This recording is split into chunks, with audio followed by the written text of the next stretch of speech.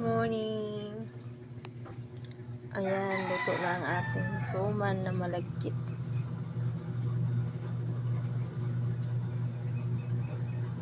Ang sarap. Malagkit talaga siya. Ganito pa ang sikreto magluto. Steam siya guys para yung gata na nakaano sa malagkit ay hindi mabawasan. Kumbaga hindi nakababad sa sabaw. Ay halaka, nalagyan ko sa ilalim ng tubig kasi. Ayan guys, o diba? Hiwalay lang siya. Kaya masarap pa. May maliit. Aray, init.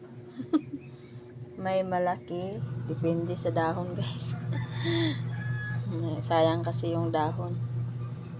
Buti na lang ay nakalibre sa dahon palagi. Dala ng aking anak. Ayan guys, sarap to. Partner sa kape, merienda sa hapon. Yan. Puro talaga yan. Puro malagkit. Yan.